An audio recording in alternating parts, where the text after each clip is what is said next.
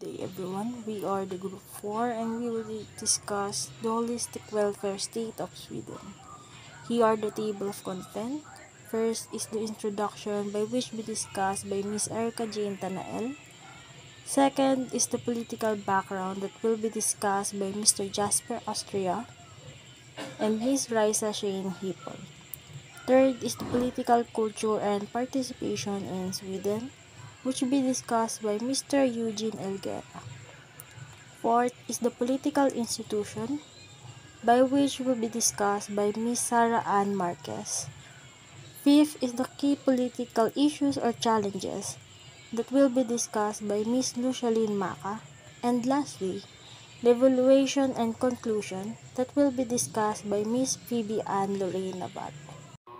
Good day, I'm Erica Jane Tanael from BSIS 1-4, and I'm here to tackle the introduction of Sweden's holistic welfare state. So Sweden's holistic welfare state has been the vision of Swedish Social Democratic Party or SDP, which was founded in 1899. It was formed by industrial workers as this political party rejected violent revolution, as in Russia, in favor of democratic social reform. Sweden started to build its welfare state in the early 20th century and expanded enormously between 1945 and 1975. It is also often referred to as the Swedish model, to which incorporates the comprehensive approach to the people's well-being and social security. Up to the 1970s, the Swedish model prospered for several reasons. One, the economy of Sweden flourished greatly and steadily during this period. Second, the country of Sweden did not play a part in World War II like the other European countries. Third, Sweden's defense budget is small. And fourth, lastly, they did not have to deal with any immigration problems. That would be all. Good day, everyone. Today, I'll be sharing some insights about Sweden political background history. Let's start in prehistoric era around 4,000 years ago. The region that is now Sweden was still covered by thick ice sheets.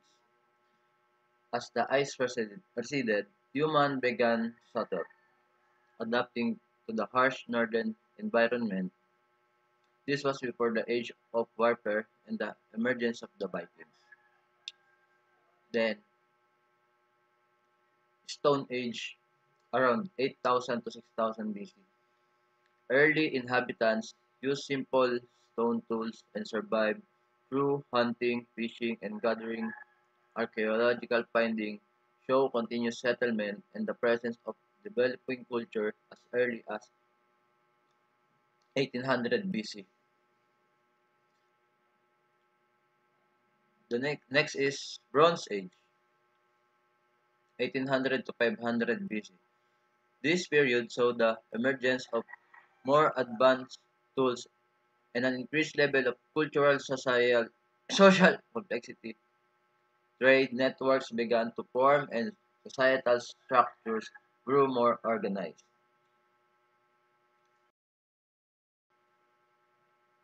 Iron Age, 600 BC. With the use of iron tools, agriculture improved and the foundation for stable communities and early social hierarchies were laid. Sweden began transitioning into a more structured society.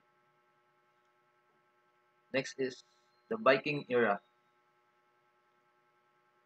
800 to 1050 AD. Marked by expansion through trade and raiding, Swedish Vikings explored and traded along the Baltic coast reaching as far as the Caspian and Black Seas. They established trade relations with the Arab kingdoms in the Byzantine Empire. Christianity began to spread, reaching Sweden in the 9th century through Ansgar's mission. Next is conversion to a kingdom, 1000 AD. Sweden gradually transitioned into a unified kingdom by the 13th century. Centralized royal power was established under King Magnus Ladulus, who formalized the nobility and adopted a feudal societal structure in 1280.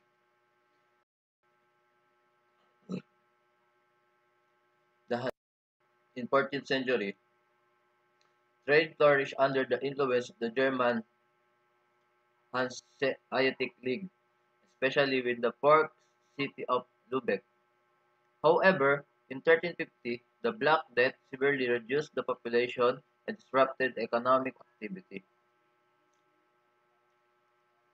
Next is the foundation of Kalmar Union, 1389 to 1523. The Scandinavian crowns of Denmark, Norway, and Sweden were united under Queen Margareta. The union was formalized in 1397 but collapsed due to internal conflicts by 1523, when Gustav Vasa was elected King of Sweden. Rule of Gustav Vasa, 1523-1560. King Vasa centralized authority, nationalized the church, and initiated the Protestant Reformation. The monarchy became hereditary and Sweden emerged as a structured and independent state.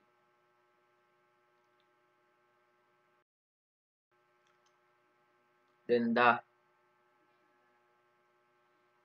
Swedish Empire in 1560 to 1721. Sweden expanded its control over the Baltic region, reaching the height of its power during the 30 Years' War under Gustav II Adolf. However, by 1721, following the peace by Denmark, Poland, and Russia, Sweden's empire declined. Sweden lost Finland to Russia but gained a new crown prince, Jean-Baptiste Bernadotte. In 1814, Sweden entered into a union with Norway, which lasted until 1905. In the 18th to 20th century, the absolute monarchy ended, and parliamentary governance began.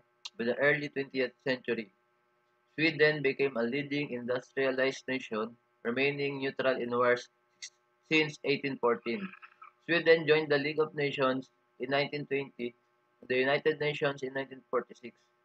It has participated in numerous peacekeeping missions and held the European Union presidency in 2001 and 2009. The historical context of Sweden. Now, there are six historical developments in Sweden's holistic welfare as a state.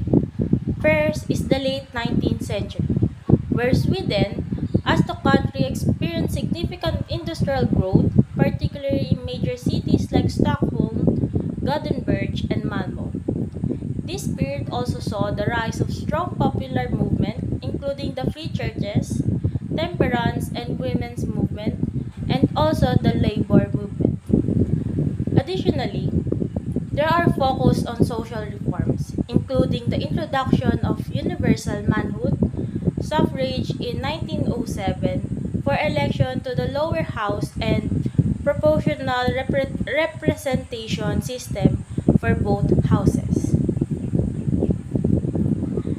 Next is the Sweden 1913. The Sweden experienced an economic golden age. The main political issues concern national defense and suffrage. The emerging labor and women's movement demanded more influence and immigration to American hit record levels. The country also shaken by the dissolution of the union with Norway. After that, here's the 1930s, where Sweden suffered several during the early years of Great Depression. In the early 1930s, the unemployment rose and reduction in wages causes a series of harsh labor conflicts. After that is the post-1960s, where Sweden is characterized by social signification, social, economic, and political development, where the country experienced a surge in left-wing activism, a shift towards a more culturally diverse nation, and a continued expansion of the welfare state. Next is the 1990s. In the 1990s, Sweden was experiencing significant challenges and reforms due to the due to the economic crisis and globalization. The decade saw a restructuring of welfare state with changes made in response to these external factors. While the changes were not drastic in 1990s, are generally considered a period of weakening for the Swedish welfare system. And lastly, the present time, where Sweden's welfare state, often considering a model for social justice, offers a comprehensive network of social services funded by high taxes. This system aims to ensure a high quality of life for all citizens, focusing on universal access to education, healthcare, childcare, and housing. The key elements including a progressive tax system, a robust social insurance system, and commitment to social equality. And so, good day everyone. My name is Eugene Elguera, and I'm about to present to you the political culture and participation in Sweden.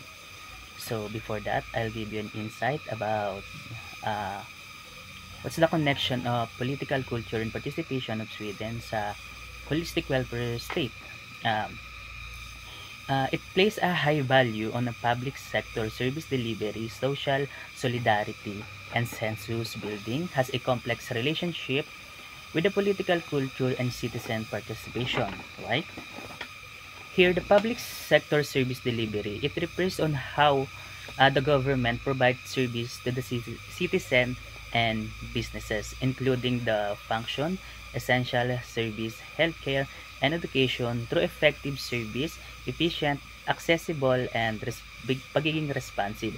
Kasi po, ang people ng Sweden ay has a huge factor pagdating sa government. That's why kailangan bigyan din pansin ng government itong mga Sweden people because they are the has a huge factor nga since sila yung mga actors in the government. And second, the social solidarity, unity and shared purpose that binds individual within group or society. Ini-emphasize po dito yung cooperation, interconnectedness, support, and stability. With that, yung mga people or group, peers or NGOs, something like that, if they are sharing one goal, pag meron po silang goal, a certain goal na gustong gawin, they are cooperate with the other group to formulate their goals. And then sunod po yung consensus building. Ito po ay a process where a group collaborates to reach agreement, like discussing idea and finding solution. So dito naman po ay kagaya karuktong po ng social solidarity kapag may mga grupo sa Sweden people or anything na meron po silang nagsisik sila ng solution problems, hindi po nila to ginagawa by themselves bagkus naghahanap po sila ng nagpo-form po sila ng group or naghanap sila ng group na may ganito ring pag-iisip or goal to discuss and find the answers. Yun, yun po.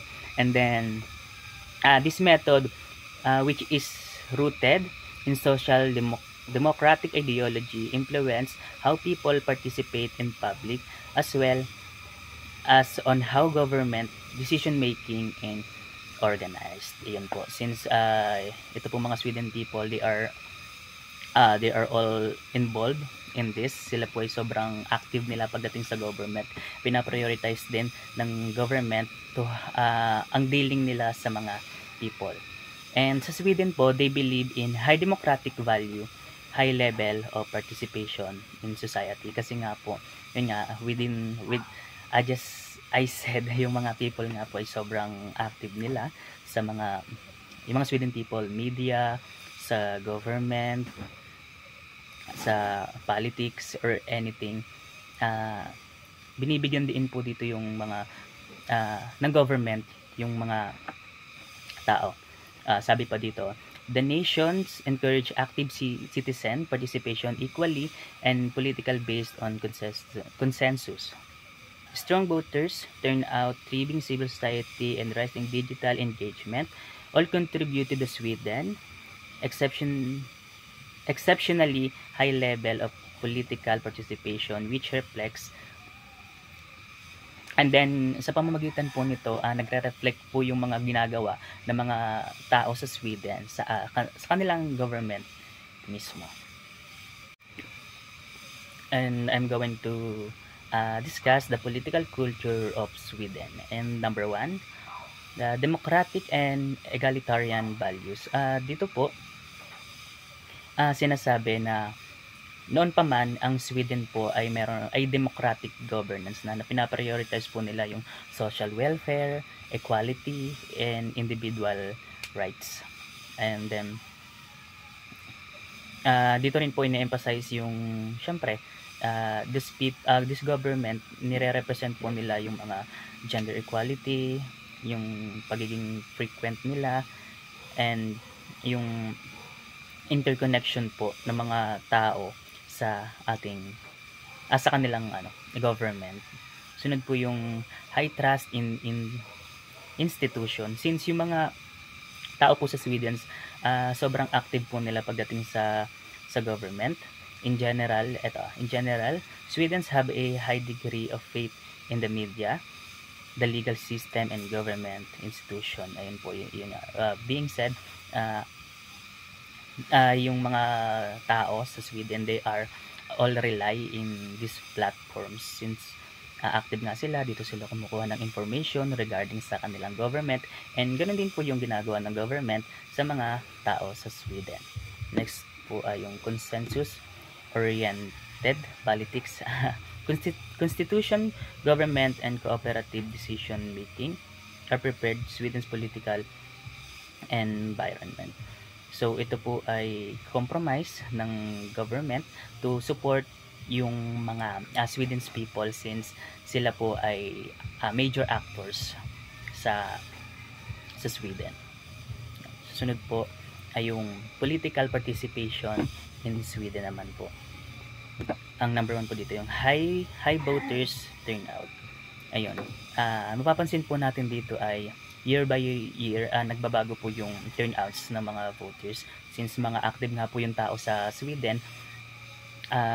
Nagbabago po yung yung turnouts, voters turnout.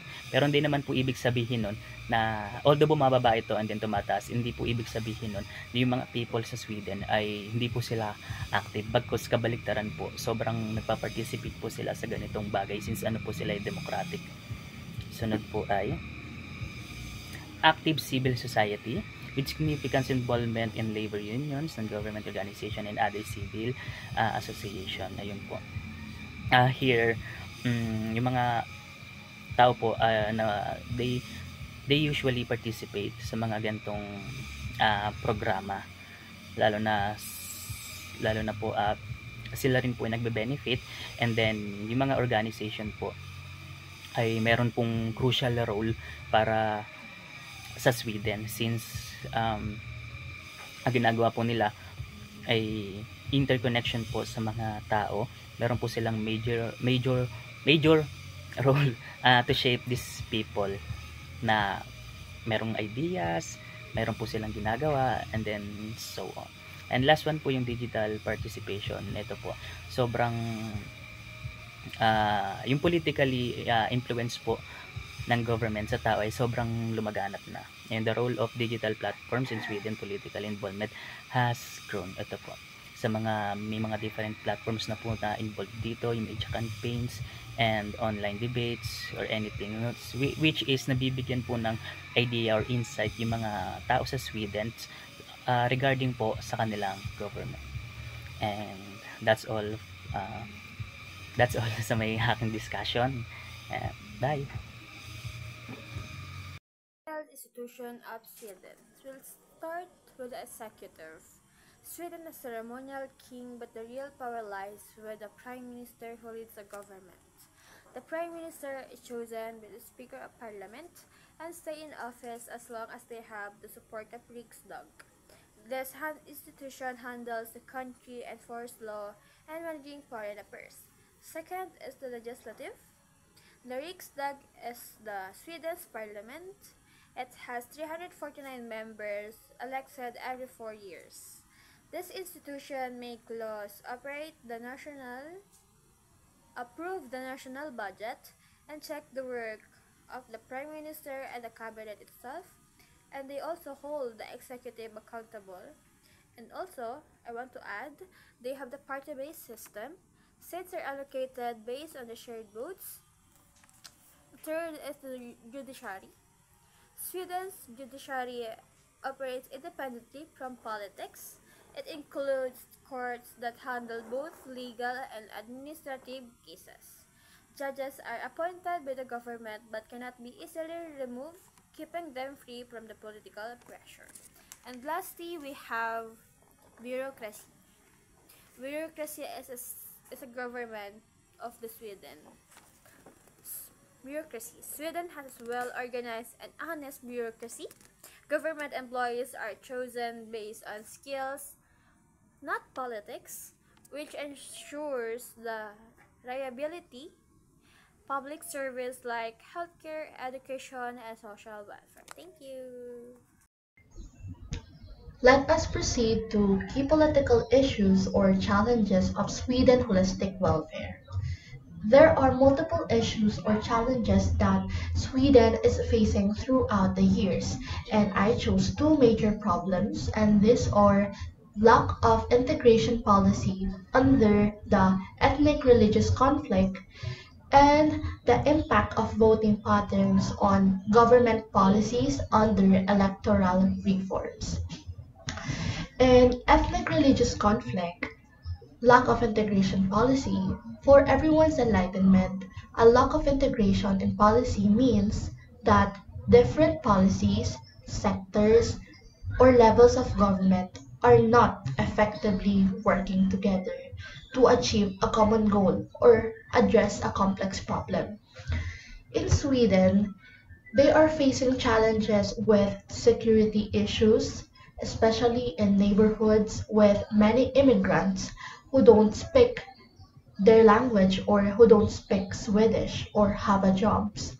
The main cause of the crisis is the open door migration policy, where too many people come without plans to help them fit in the country, in Sweden. And due to these issues, entrepreneurial people are leaving the country and making it hard for businesses to find smart workers or those skilled workers. And in addition, the schools are also struggling and the crime is also a concern. Let us proceed through electoral reforms. Impact of voting patterns on government policies. If you guys are wondering what is electoral reforms, from the word itself, reforms, these are the changes or improvements made to the way people vote in elections, and it affects the impact of voting patterns on government policies. So first, Swedes or people in Sweden have dissatisfaction with current policies on crime, and the economy and immigration has affected voting behavior. With more radical parties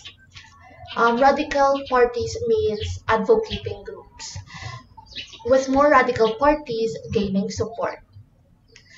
Second, this shift in public sentiment puts pressure on the current government to respond accordingly, leading to policy changes.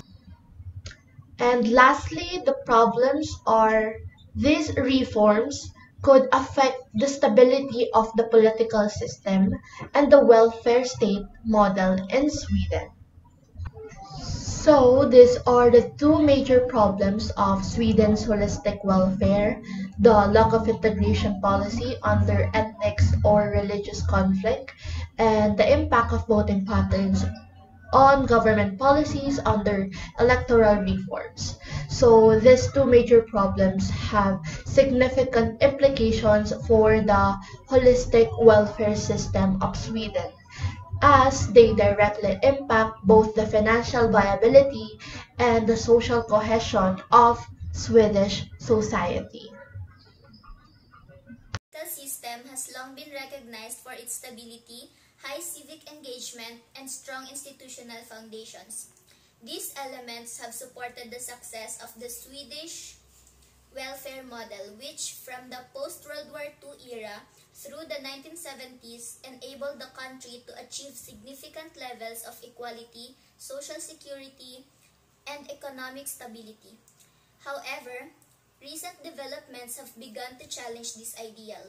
Issues such as inadequate immigrant integration, rising ethnic tensions, and increasing strain on public services have exposed weaknesses in the system. Political fragmentation, growing support for extreme parties, and declining trust in traditional political blocs reflect a broader shift in society and public confidence in institutional competence. Furthermore, Sweden's struggles with immigration, education, and social unity underscore the need for the welfare state to adapt to changing demographics and global pressures. The failure to effectively integrate immigrants has led to social isolation, higher crime rates in certain areas, and a noticeable decline in education standards. Outcomes that contradict the core principles of the Swedish model. The rise of private health insurance and pension funds also indicates a move away from universal welfare ideals. Despite these challenges, Sweden remains a functioning democracy with resilient institutions. However, to preserve the essence of the Swedish model, there is an urgent need for coherent policies on integration, equitable access to public services, and leadership that can rebuild public trust through transparency and effectiveness. Without these reforms, Sweden risks deeper political divisions and gradual erosion of a welfare state that has long been a source of national pride.